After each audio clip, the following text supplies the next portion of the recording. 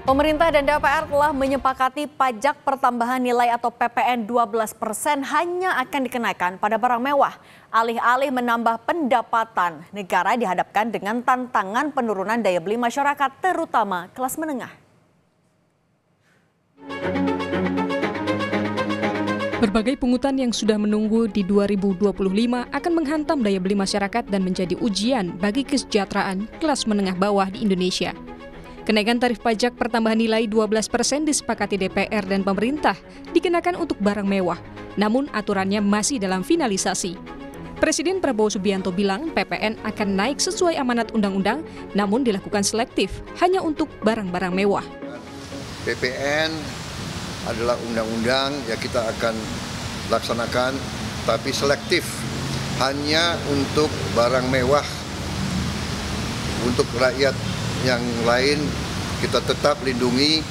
Sudah sejak akhir 23 pemerintah tidak memungut yang seharusnya dipungut untuk membela, membantu rakyat kecil.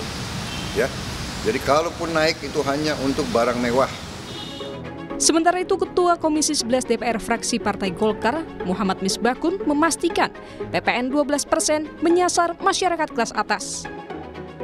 Dikenakan PPN 12% itu ya barang-barang yang masuk kategori mewah, baik itu impor maupun dalam negeri, yang selama ini sudah dikenakan PPN BM.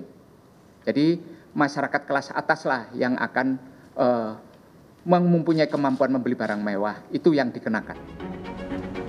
Beragam pungutan di 2025 akan mengancam penurunan masyarakat kelas menengah. Selain PPN, tarif pungutan yang akan diberlakukan tahun depan seperti kenaikan iuran BPJS Kesehatan, program dana pensiun wajib, asuransi wajib kendaraan bermotor juga akan diterapkan. Ekonom memprediksi hujan pungutan itu memperpanjang fenomena makan tabungan bagi kelas menengah bawah. Bahkan, kenaikan UMP sebesar 6,5% dikhawatirkan tidak mampu membentengi kelas menengah. Diperkirakan memang akan bisa mempengaruhi penurunan ataupun bisa mempengaruhi juga daya beli masyarakat, ya, khususnya kembali lagi kelas menengah. Ya, sekalipun memang ada kenaikan UMP 6,5% tahun depan, namun kita perlu cermati juga bahwa apakah kenaikan UMP tersebut bisa menangkal ataupun bisa mengkompensasi beberapa pungutan tadi. Dan saya menilai bahwa dengan adanya pungutan-pungutan tersebut, saya pikir, dan memang ini yang disasar adalah kelas menengah, ya. Jadi memang ini kalau kita lihat bahwa sebagian besar pungutan tadi itu yang disasar adalah kelas menengah. Saya pikir ini akan fenomena makan tabungan ini saya pikir masih akan terus berlanjut, ya, karena kelas menengah bawah menjadi kelompok yang akan paling terdampak selain biaya hidup yang terus meningkat karena tak diimbangi dengan kenaikan upah. Kelas menengah juga tak tercangkup dalam skema perlindungan sosial pemerintah selama ini. Tim Liputan, Kompas TV.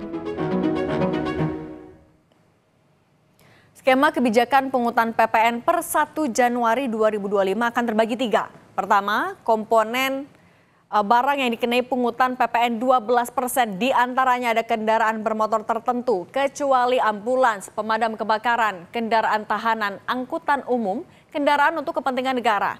Dan ada juga barang selain kendaraan bermotor berupa rumah mewah, apartemen, kondominium, townhouse, kapal pesiar mewah, dan sejumlah barang mewah lain.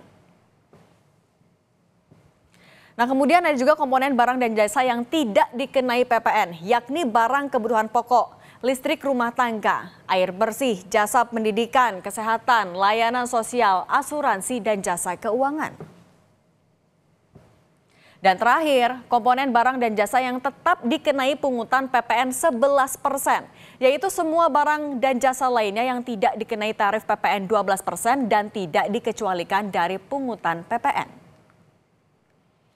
Rencana sejumlah pungutan yang akan menambah beban masyarakat di tahun 2025 harus dikelola hati-hati. Apapun upaya pemerintah dalam penyelamatan APBN harus mempertimbangkan dampak sosial di tengah masyarakat. Kelompok kelas menengah 5 tahun terakhir terus turun kelas. Data BPS Agustus 2024, terdapat 47 juta lebih kelas menengah atau 17% dari total penduduk Indonesia. Kelompok kelas menengah yang terus turun kelas paling rentan terhadap segala hal kenaikan biaya imbas kebijakan negara.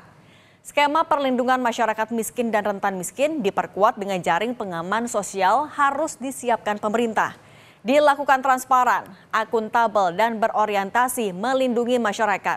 Komunikasi publik terkait skema jaring pengaman sosial harus dikerjakan dengan baik dan tidak ada upaya manipulatif. Upaya pemerintah menjaga stabilitas keuangan negara tetap harus memastikan kelompok masyarakat miskin tidak makin terpuruk dan bertambah.